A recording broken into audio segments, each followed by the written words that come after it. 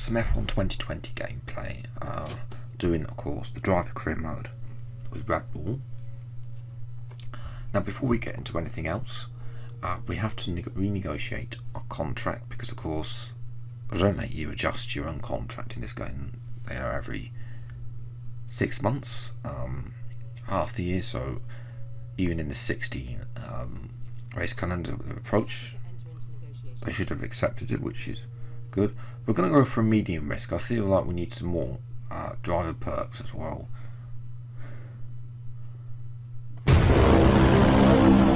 Oh, they didn't want to give us our perk fund.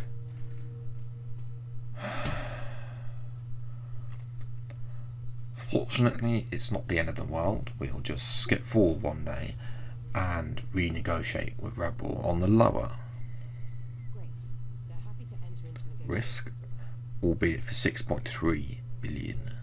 So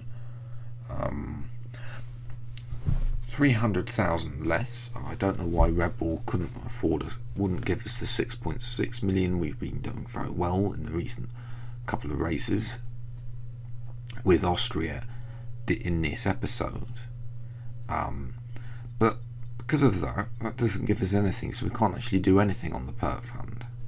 So it's a bit annoying, but nonetheless. But before we go any further, if you haven't yet subscribed to the channel, then please do. It massively helps me out in sustaining the channel. We're aiming for 250 subscribers. We're currently on 208 at the time of recording for today's video.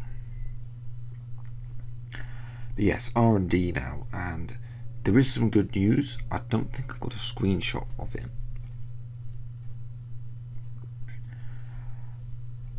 But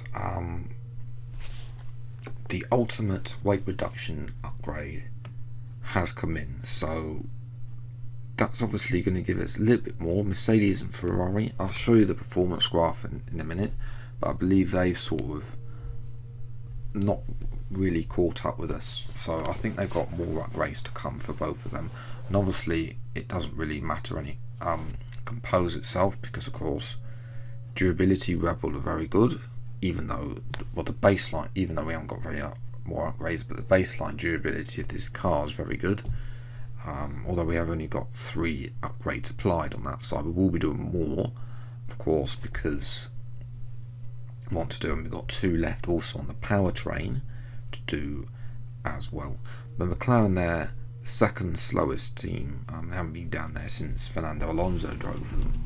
Today is the last day where you can negotiate a contract before the next race.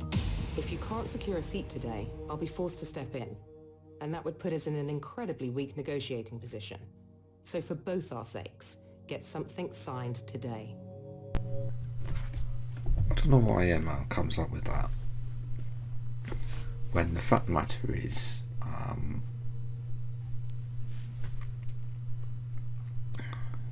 is, we've already signed a contract, so that's definitely something that Codemasters haven't focused on. But Mercedes and Ferrari do bring upgrades. They're not ultimate like ours is, but so that's why we managed to get away. They're probably a major or 2 minors, I would say. It's also getting very tight in the midfield, because Alfa Romeo were the 4th fastest and now back to 6th. Very tight there, but McLaren are sort of that much it is for McLaren, and that's what's causing them to the difference between being in 4th place and 6th place in the championship. Claire asked us who is our biggest rival. I've been avoiding this earlier in the season because of our poor form, but now I think we're in the good form.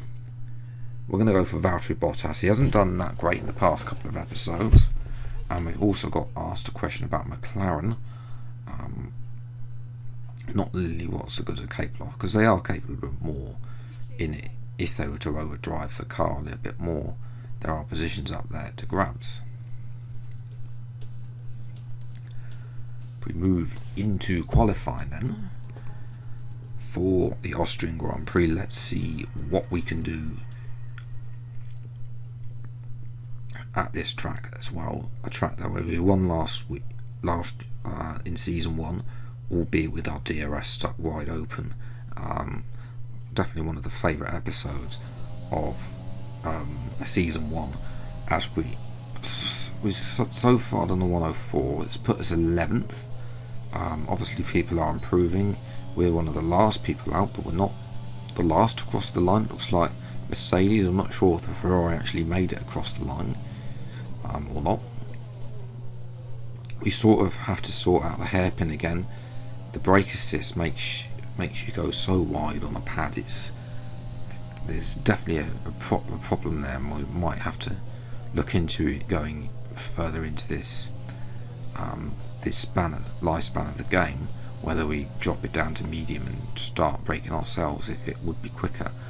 But yes, going into the end of the middle sector with 2.5 tenths up, so hopefully this is going to get us somewhere in the top 10. That would be nice, especially on a fresh set of soft tyres that we're on now with 3 tenths up, but we go wide. Fortunately track limits are on reduced, so it's 3 tenths improvement, and it was 11th place and it's now 8th place, so slightly tad disappointing there. We lost out to Albon again, but we know the AI are so strong in qualifying that it's unbelievable. George Russell there, great job for him, and Kevin Magnussen as well, getting ahead of both of them. Compared to, I wouldn't mind having K-Mag as a teammate for next season. It should be just hard to drop Albon, but that obviously depends on everybody's form.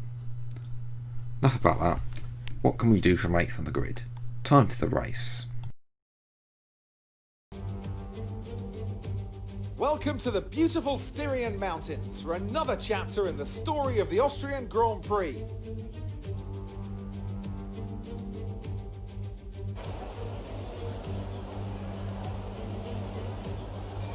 The Spielberg circuit then is situated 700 metres above sea level, with just 10 corners making up one of the shortest laps of the season.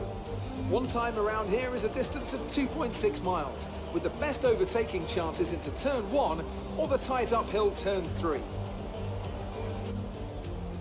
And joining me once again in the commentary box today is of course the former World Endurance Champion, Anthony Davidson. What a great race we have in store for us today. Valtteri looks supremely confident this weekend, and that's why he's starting from pole.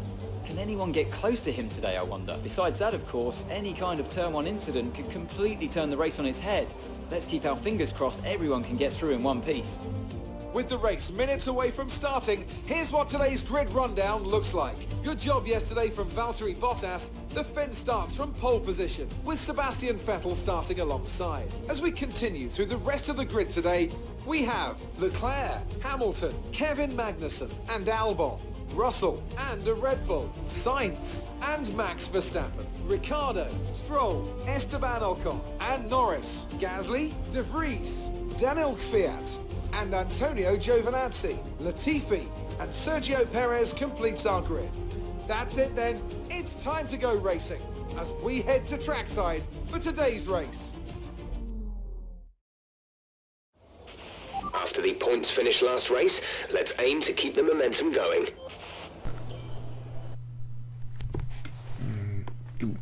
Well, we're in the top 10, so of course we're going to get points, Jeff. Playing around with the strategy,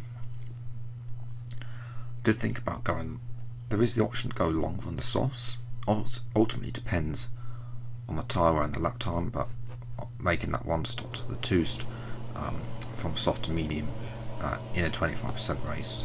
18 laps, lights out and away we go for the Austrian Grand Prix. It's a great start. We line it up even without overtake mode. It's a great start, and we've already, time we get to the first corner, we've made up 4 positions and up into P4. Had a Russell as well. Russell's come to join us as well, so we're going to have a look down the inside of Leclerc into the hairpin as well. He left us so much space there as well. Actual fact, Russell almost, as it gets this line up, the Alfa Romeo is very fast and straight line, almost as fast as the Ferrari, which is the fastest car in a straight line. But it didn't take long. Vettel, I don't know what it is with Vettel. I think he might retire at the end of the season. If not, I mean, in this game, because his AI isn't doing that well. And by the time we get to lap 6, Leclerc is actually overtaken. He's got Russell, actually. He's going to go down the inside. Russell's gone through on Vettel. Russell's actually having a good season compared to our teammate who's was having a good season, and then now his form has actually gone backwards in this race. He's now down in P8 behind Hamilton, who's not having the best of races. But if I was Ferrari, I'd get Russell in the Ferrari instead of Vettel, who may retire. But for us, it was a very lonely race out front. We did lead after Valtteri Bottas came in the pits. Obviously, Bottas just ran away. Mercedes' performance was there for him, but we sort of closed up to him. And I believe he hasn't had a greatest of outlaps, so this could be close. There was a bit of an unsafe release there, but we'll say that 2.8 second stop. And coming out of the pits, well, that's changed everything, because Bottas was going to run away with this race, run away with the championship again like he did in season 1, and he's come out behind us. I mean, Toto Wolff will surely be slamming his fist down on the desk. But Bottas, of course, doesn't give up. This is deja vu from actually season 1, where we were in the AlphaTauri. Bottas, of course, in the Mercedes. He was chasing us down. And Bottas is having to go around down our inside up into turn 3. Not doing much there. As we're looking now at Sebastian Vettel, who hasn't really come back from George Russell, and it's going to get worse for him because he's now out of the race with an engine failure. Get a bit squirmy there with Albon not giving space, but jumping back to our fight with Bottas, lap 16 now. So Albon comes into the top 5. We do again defend from Bottas. That's where Bottas is stronger. We jump to the lap 18, the final lap of the race. Bottas has got the best run he's got so far. We go to the inside, but Bottas is already through. Can we jump back down the inside into the hairpin? We'll have DRS on Bottas this time. We're not going to, hopefully, we're not going to get a failure, and I have to limp round for the rest of this lap. It's side to side. Wheels are banging as well. Down the inside. Thank you very much. And back in front. And this time, Bottas thinks seconds about it, unlike into that corner. So Bottas has really got one more go at this. This is the run up here into the final approach. He's going to have a go to the right hand side. We squeeze him towards the edge of the track, but no way 2 cars go without having absolutely none of it. We come round the fight. Well, we'll come round after this replay, but it needs to be. You need to pull alongside before the braking zone. But nevertheless, it's our second race win of the season. I love this. I'm getting you more and more comfortable on this track every time we come here. Up the AI as well for this. Smiling faces on the pit wall after a superb win here in Spielberg, and rightly so. A brilliant effort from the whole team.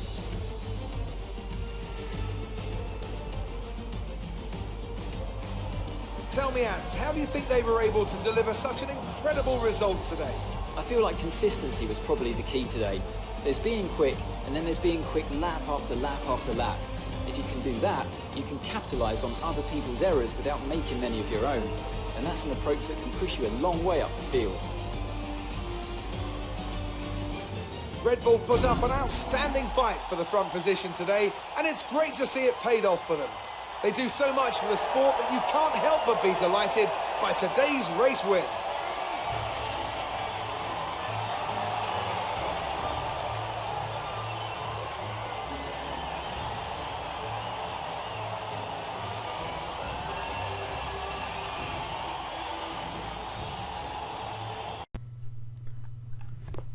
Another victory to add to our victory from Azerbaijan.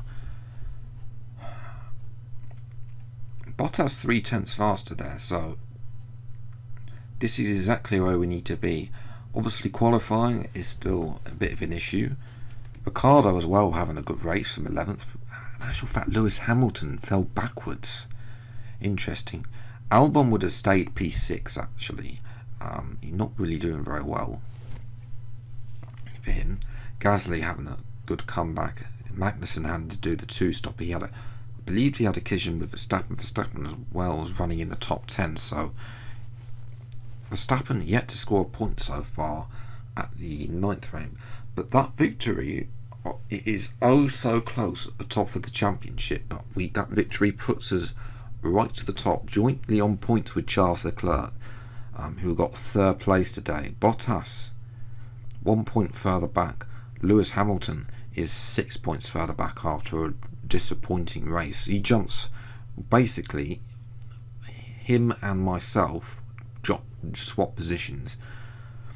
Vettel would have been there had his engine not given up, and Albon is 36 points behind us now, and that gap, at the form that we're both at, that gap's going to continue to grow. Gasly, of course, had his race victory. The French Grand Prix, came back for 9th, so either Gasly or Magnussen, I think we could use them as a second driver really. In terms of the constructors though, we are closing in on both Mercedes and Ferrari. We can keep this momentum up, and we will soon be at the top of that as well, hopefully, dragging Albon it. But it is so close though between myself and Mercedes. Ferrari lagging a little bit behind. The fans really seem to enjoy that. You made it look easy. How are you feeling after that win? I'm elated. I mean, the team are too.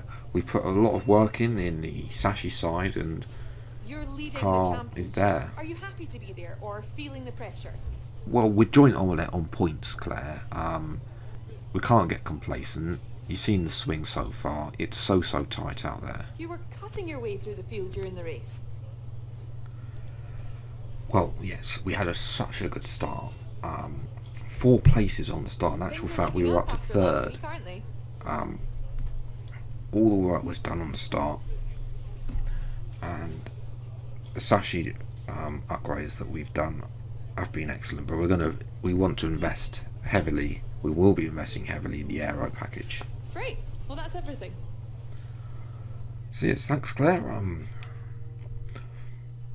Better than nothing, but it's a tie in the rivalry. This rivalry could be interesting between myself and Bottas. Now it's 5-6, so we're slightly behind, but not doing that. We do get a big load of driver acclaim, so hopefully that's going to give us a little bit of a boost in terms of money when we come to renew our contract at the end of the season. In terms of R&D points, we've got 3,000 again, so we'll probably go for a durability upgrade.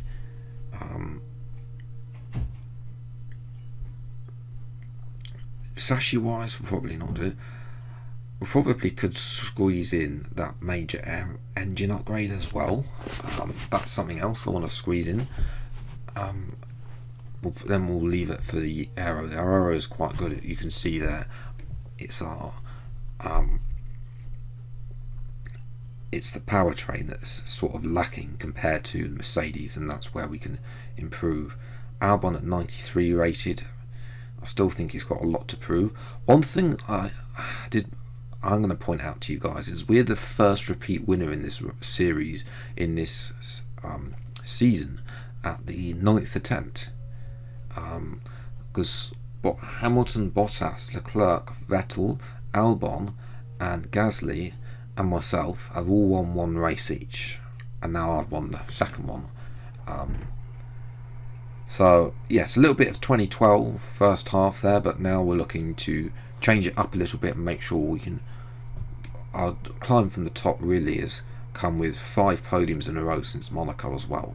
So the form is there, the car is excellent, but Britain is next, and it's a track will we struggle like we did last year?